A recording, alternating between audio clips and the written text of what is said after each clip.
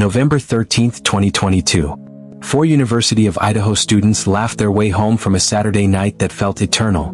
By 4:25 a.m., every laugh was silenced. A masked figure with bushy eyebrows slipped through an unlocked door, climbed the stairs, and carved a path of blood that would stain an entire nation. One forgotten knife sheath. One drop of DNA. One man who studied murder for a living, and then committed it. Bryan Kohberger pleaded guilty in July 2025 to slaughtering Chapin, Xana Kernodle, Madison Mogen, and Kaylee Goncalves. Yet 3 years later, the question that still claws at the dark remains. Why them? Why that night? And how does a criminology PhD student become the very monster he claimed to understand? 5 chapters. 1 blade. No answers, only echoes. Stay until the frost returns. The Palouse wind howled low across the wheat stubble, carrying the scent of snow that hadn't yet fallen.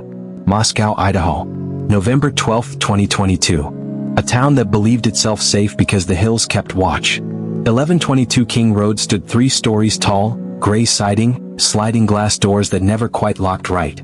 Inside, the house pulsed with the careless heartbeat of 20-year-olds who thought tomorrow was guaranteed. String lights glowed soft amber. Empty white claw cans lined the kitchen counter like trophies. Laughter spilled from the 3rd floor. Madison Mogen and Kaylee Goncalves, best friends since 7th grade, trading secrets under fairy-light constellations taped to the ceiling. Downstairs, Xana Kernodle stirred late-night pasta while Chapin wrapped arms around her from behind, whispering something that made her laugh hard enough to burn the garlic. They were radiant. 20, sun-browned, the boy who could calm a panicked horse with one hand and down a beer with the other. Xana, 20, fierce protector, the girl who texted her little brother goodnight every single evening without fail. Kaylee, 21, fresh from Europe, passport still warm, planning a move to Austin because Idaho winters were trying to kill her soul. Madison, 21, emerald eyes, the quiet one who remembered birthdays and always paid for the last round. Their surviving roommates, Dylan Mortensen and Bethany Funk, drifted in and out like ghosts of routine. Doors left unlocked. Porch light burned out weeks ago. No one noticed. Outside, the food truck idled at the corner of King and Queen, neon casting purple shadows on laughing faces. Maddie and Kaylee stood in line, arms linked, filming TikToks at 1:43 a.m. A stranger in a black hoodie watched from across the street, bushy eyebrows, athletic build. He lingered. Then he melted into the dark. By 1:56 a.m., the girls piled into Kaylee's white Range Rover, singing off-key to Taylor Swift. Headlights cut through fog thick as secrets. They never saw the white Hyundai Elantra that followed at a distance, headlights off, gliding like a shark through black water. Inside the house, the night settled. Xana and curled together under a Sigma Chi blanket. Maddie and Kaylee crawled into the same bed, old habit from sleepovers that never ended. Phones glowed one last time. Goodnights were typed but never sent. At 2:47 a.m., a cell tower on Taylor Avenue registered a phone powering off. At 3:29 a.m., another tower blinked, a device circling the block, slow, deliberate. At 4 a.m., the screaming began. But no one outside heard. The hills swallowed everything. Dear listener, you just walked their final hours with us. Your attention is the only light left on King Road that night. If this moved you, subscribe right now. Let this channel become the vigil these 4 never got. Hit the bell. Share with one person who still believes in locking doors. Together we keep their names alive. 4:02 a.m. The sliding door on the 2nd floor side open. No creak. No alarm. Just the soft hush of someone who had practiced silence. He moved like he belonged. Black tactical clothing. Black nitrile gloves. Face covered except for the eyes that Dylan Mortensen would later describe as dead, like nothing was behind them. Bushy eyebrows. Height around 6 feet. The build of someone who lifted weights to feel powerful. 3rd floor first. Kaylee's door was cracked. Fairy lights still glowed. She stirred as the shadow crossed the threshold. The first thrust was through the chest, quick, practiced. Maddie woke to warm blood spraying across her face. She raised an arm. The blade came down again, and again. Defensive wounds carved desperate stories into skin that would never heal. The walls drank the screams. Downstairs, Xana's phone buzzed at 4:04 a.m., a DoorDash notification that would never be claimed. She heard the noise. Sat up.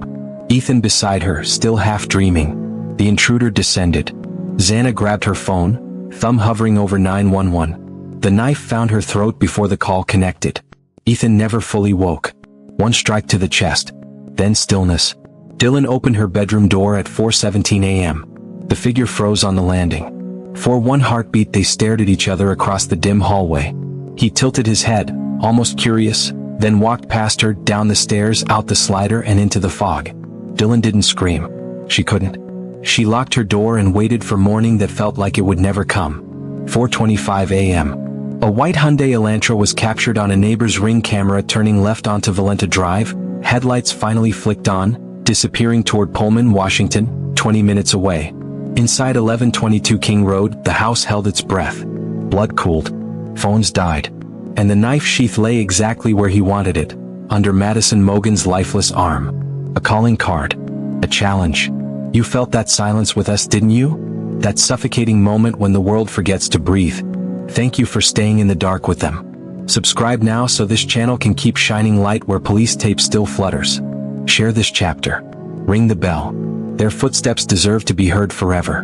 A 911 call finally shattered the morning. My roommates are unconscious, there's blood everywhere. Police stepped into a house that smelled of copper and burnt garlic. The silence was worse than screaming. Second floor.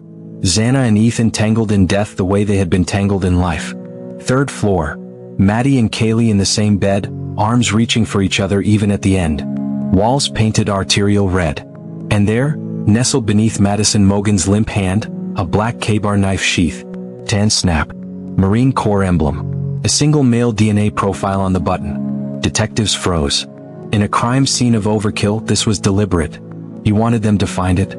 The next 6 weeks became a masterclass in terror. Moscow PD begged the public for tips while hiding the sheath's existence, terrified the killer would vanish if he knew they had his DNA. White Hyundai Elantras were stopped at gunpoint. Frat boys were polygraphed. A local chef was vilified online. The town locked doors for the first time in memory. Parents pulled students home. Thanksgiving was canceled. Behind the scenes, the FBI built a genetic family tree from public databases. A Q-tip swab from a Pennsylvania trash pull on December 27, 2022, matched the sheath perfectly. Bryan Kohberger, age 28, criminology PhD candidate at Washington State University, 8 miles away.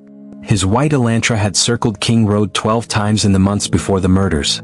Always between 3 and 5 a.m. Always powering his phone off before arrival. Always turning it back on miles away.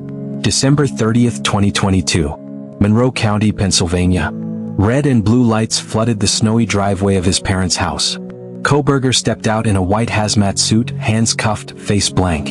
Inside his car, a knife. Black nitrile gloves. Dark clothing. And in his apartment back in Pullman, hundreds of crime scene photos saved to his phone. Selfies in mirrors, practicing the mask. You just watch the net close. Your pulse is the only sound in that snowy driveway right now. Thank you for refusing to look away. Subscribe so this channel can keep pulling monsters from the shadows. Share with someone who still believes in justice. The bell is waiting. He wanted to understand killers. So he became one. Bryan Kohberger grew up in the Poconos, quiet, awkward, brilliant in bursts. Heroin took root in his high school. He lost friends to overdoses and never quite grieved right. At DeSalles University he wrote papers on what it feels like to commit a crime. Classmates remember him asking cold-eyed, "How does it feel when the life leaves their eyes?" By fall 2022 he was at Washington State, teaching undergrads about criminal psychology while driving the back roads of Moscow at 4 a.m. His Reddit posts under throwaways begged for burglars and murderers to describe the rush. He got an A in his victimology class the semester he slaughtered 4 victims. Court filings unsealed in 2025 paint a predator in slow motion. August 2022. Kaylee posts Instagram stories from Europe. Kohberger saves them. October. He follows Maddie, Xana, and Kaylee on Instagram from burner accounts. November 12th. His phone pings the exact route the girls took home from the food truck. He was close enough to smell their perfume. Yet when arrested he asked detectives, "Has anyone else been arrested?" As if this were research. As if 4 human beings were data points. July 2nd, 2025. Boise courtroom. Orange jumpsuit. Shackles. After 30 months of silence, he finally spoke the words the families dreaded and needed. Guilty. 4 counts of first-degree murder. 1 burglary. Life without parole. No death penalty. The plea deal spared the families a trial but stole the why forever. You stood in that courtroom with them. You felt the air leave the room. Thank you for carrying their grief this far. Subscribe now. Let this channel be the echo that refuses to fade. Share this chapter. Ring the bell. Their voices live because you listen. July 23, 2025. Sentencing day. The families finally looked into the eyes of the man who erased their futures. Steve Goncalves stared until Kohberger looked away first. You are pure evil. You stalked my daughter for months. You watched her sleep. Stacy Chapin wept for Ethan's gentle hands that would never hold a stethoscope. Christy Kernodle begged the judge, make him feel a fraction of the terror my daughter felt. Ben Mogen's voice broke. Madison was the light of every room. You turned her into darkness. Kohberger said nothing. 4 consecutive life sentences crashed down like coffin lids. November 14, 2025, 3 years to the day the blood was discovered. A judge ordered Kohberger to pay $3,000 from his prison account for the urns that hold what remains of Kaylee and Madison. The families refused the money. Some wounds cannot be monetized. The house at 1122 King Road was demolished in 2024. Nothing grows there now. Just gravel and silence and 4 white crosses that appear every November 13th, placed by strangers who still remember. Moscow locked its doors forever. Parents check locks 3 times. Surviving roommates Dylan and Bethany vanished from public view. One changed her name, the other left the country. The university installed keycard dorms. The food truck never came back. Yet every year, on the anniversary, hundreds gather on the hill overlooking the empty lot. Candles. Photos. For names spoken into the wind. Because some stories refuse to stay buried. Some blades never stop cutting. And some shadows wait patiently for the next unlocked door. In the end, the Sheath didn't just catch a killer. It taught a nation that monsters don't always lurk in alleys. Sometimes they sit 3 rows behind you in criminology class, taking notes. You made it through every drop of blood with us. Thank you, for refusing to look away, for carrying their light when the world tried to snuff it out. This channel exists because souls like yours demand the truth. Subscribe now. Share this series. Let their names echo louder than any blade. Until every door is locked and every shadow named, we'll be here, waiting in the frost.